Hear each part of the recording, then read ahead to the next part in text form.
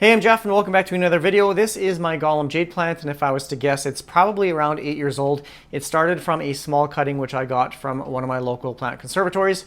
This is actually one plant that is highly requested, so I thought I would do a complete care video. I'll show you how to propagate it, how to prune it, all that kind of stuff, so let's check it out. This plant lives in my south-facing window and it gets the beautiful Saskatchewan sun throughout the day. Now it's coming into spring, so the days are getting longer, so this plant is now receiving more light. And that's pretty much what it needs for placement. Give a jade plant, the gollum jade plant, your brightest unobstructed window that you have in your house. These plants need at least or a minimum of 6 hours of bright light throughout the day. So if you're growing yours in natural sunlight, either a south facing or a west facing window will be sufficient. And you just want to make sure that you acclimate these to full sun or high light, because if you just throw these right in direct sunlight, then you might get a little bit of leaf burn. But these plants are the type that you want right on the windowsill. Even a few feet back from the window might not be enough light for these plants. So you want to make sure that they get at least 1,000 foot candles or higher. I think right now in the late winter, they're getting about 4,000 foot candles in my south facing window. So light is absolutely the number one thing for these plants. If they don't get enough light, then you're going to struggle with these plants for sure. So toss it in your brightest window. If you're unsure whether your plant is receiving good light or not, just get yourself a light meter. There's a couple free versions on your phone as well, just as an app.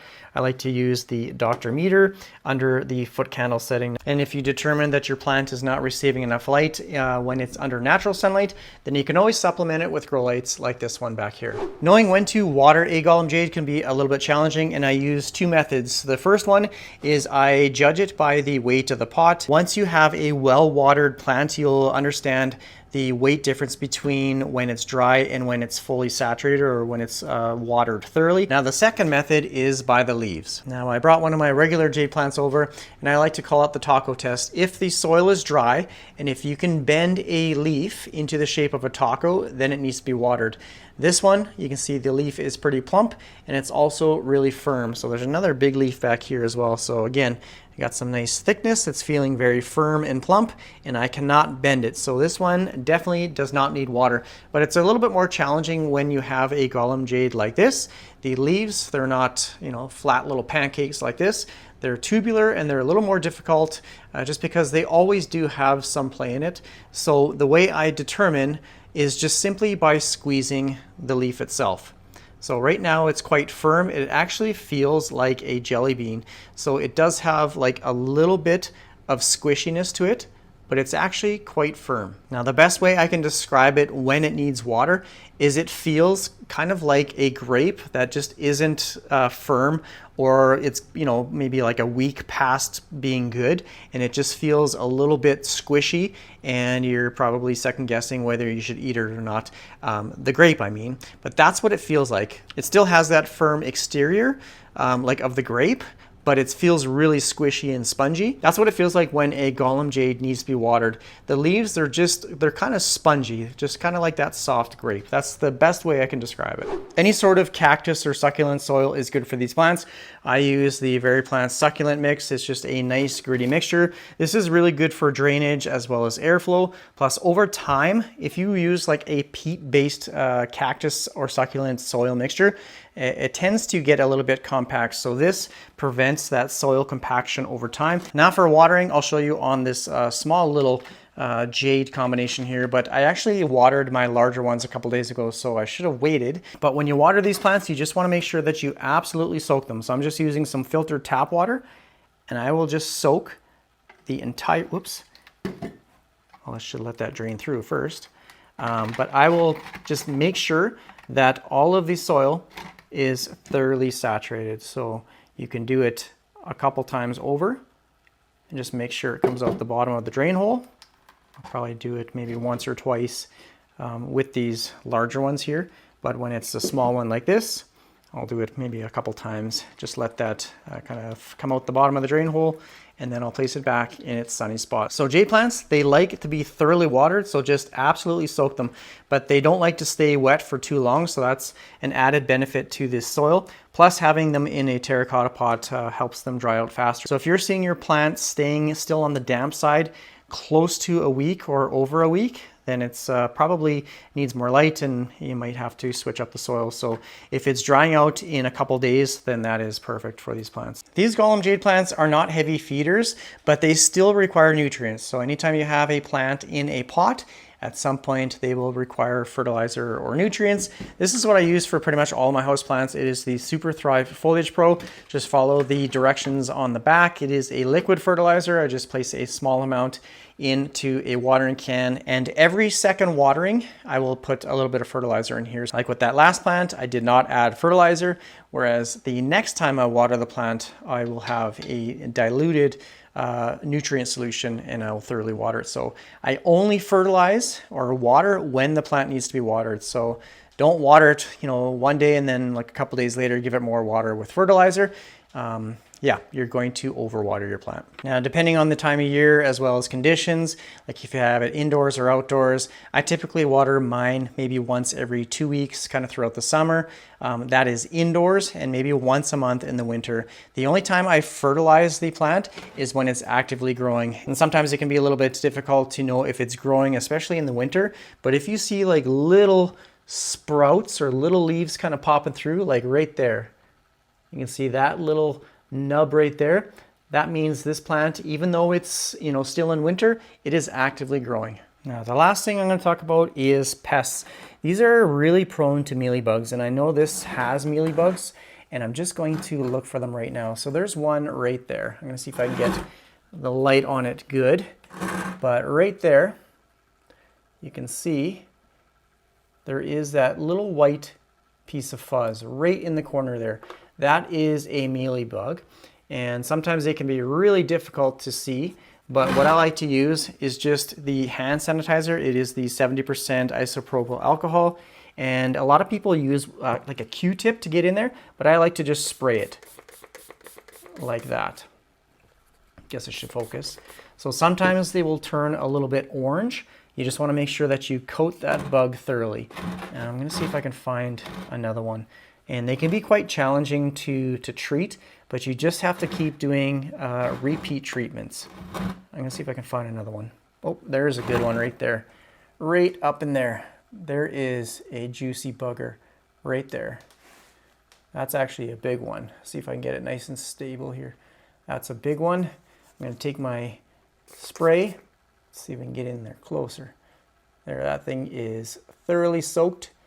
And it's a goner. I've never had any issues with the hand sanitizer. It's never burnt any of the leaves. I don't rinse it off or anything like that. It will dry, fairly quick. I just like to get in nice and close, kind of at the top of the stem, and just spray it in. And I'll do that every few days, I guess, if there's a mealybug problem. It's had mealybugs for quite a while, but I would say they're definitely under control. I'm not seeing like huge clusters of them. It's only maybe 1 or 2 every so often. So as long as I keep up with that, then the plant still looks healthy. Now the nice thing about having the hand sanitizer ready is you can also clean your pruning shears before you start to prune. So I brought my regular jade back up here again as an example plant. I prune all of my jades for a couple reasons. One, to promote branching, and the second reason is when you prune back the branches, if they get quite laggy, it also helps strengthen or thicken the main trunk. So with my regular jade plant here, I can actually plan out how my branches are going to form simply by the orientation or the arrangement of the leaves. So I'm actually going to cut this one right here like this. So I like to get in just above a set of leaves and snip that off. Now I know because these leaves right here, the new branches will form on the same sides as these leaves. So there'll be a little sprout coming from right here and one from this side. Now it's a little more puzzling with the gollum jade just because it has these very tightly bound clusters of leaves, but you start to see maybe a little bit of a pattern once the stems start to stretch out a little bit, because you can see right here it's just got a bunch of clusters of leaves. But if you notice down here, there are more than 2 leaves for this node. So there are 1, 2, 3, 4 leaves for this node. So I can't strategically plan where those branches are going to come from because the leaves go around the nodes. So I really haven't figured out a pattern of how the branching forms. But if you look up with each cut that I've made, it does form two branches like how it does with a regular jade, but I just can't figure out the leaf pattern because there can be multiple leaves on one node. So with the other jade, it had only 2 leaves per node, and then you can plan out where the branches are going to sprout from. But with this one, you can't really do that because they either have 1 or multiple leaves per node. It's something that I'm going to have to keep my eye on for sure as these plants grow. It's just something I really haven't paid much attention to, but yeah, the growth pattern is just a little bit more challenging than the regular jade, but the propagation or the pruning method is still the same.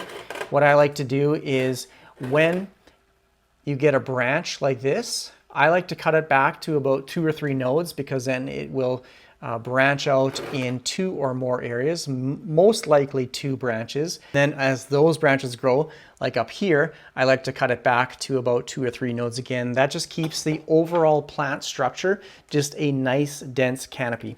So down here, what I'm gonna do is get my pruning shears or my scissors right in there, cut right above a set of leaves and cut that off. So this little portion at the top here, the little cap, that'll dry up and fall off, and then 2 branches will eventually start to sprout from that node. So same thing with this. I'm just going to snip that off, and that's all I do for pruning. So obviously these are just smaller cuttings, but as these ones grow out, I will do the same thing. So this branch will grow maybe 2 or 3 nodes, I'll cut it back, and then that'll branch out and so on and so forth. Propagating these plants are extremely easy, so I do have a few cuttings that I'll be placing up in some soil. This is the Miracle-Gro cactus and succulent mix. I just grab a container like this.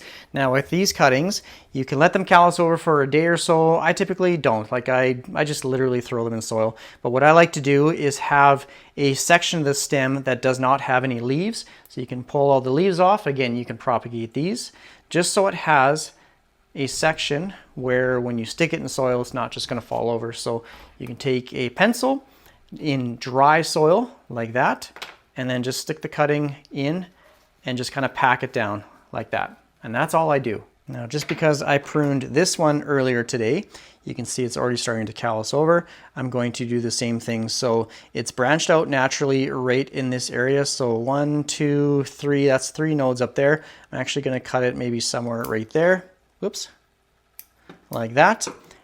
And I'll just leave it to branch out again on its own. Now I have 2 cuttings here. I'm going to take some of the leaves off.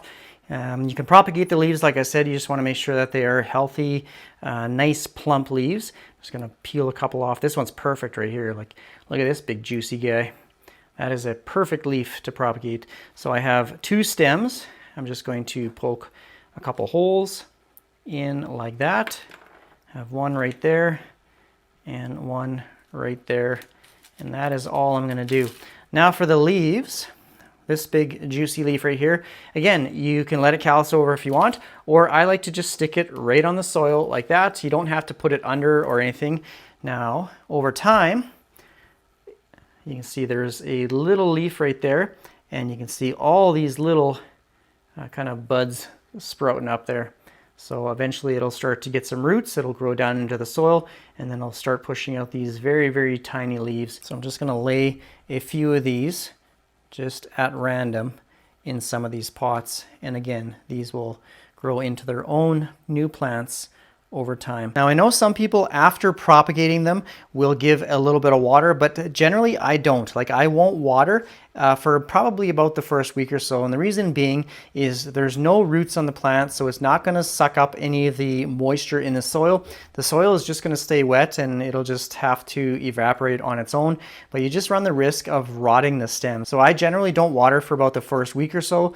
The plant will use all its moisture and nutrients from the big thick leaves here to start roots. And maybe in a week's time, I'll just lightly water around the base of the plant. And the way you can tell if it's rooted or not is if you pull up and there's resistance, then it has roots. And that's pretty much all there is to it. Now you just have to make sure that you are patient with these plants because they do take time, especially from leaves. Like it can take probably a good year for the plant to get to a size like this, just from a single leaf. And don't expect much growth from these cuttings within the first year. Maybe the second year you'll start to see some new branches and that sort of thing. But primarily what it's working on for the first year is just establishing a sufficient root system to push out new future growth. So that's pretty much it. These are really easy plants. Now I do get a lot of questions on Instagram asking what's wrong with my jade plant and that sort of thing. And 99% of the time they are not receiving enough light. So as long as you can give them good light, then the rest you can kind of figure out. So you just want to make sure they're in well-draining soil. And that's pretty much it. Super easy to propagate, super easy to care for. If you have any comments or questions, please leave it down below in the comment section. Thanks for watching all my videos. Take care, everyone. Bye.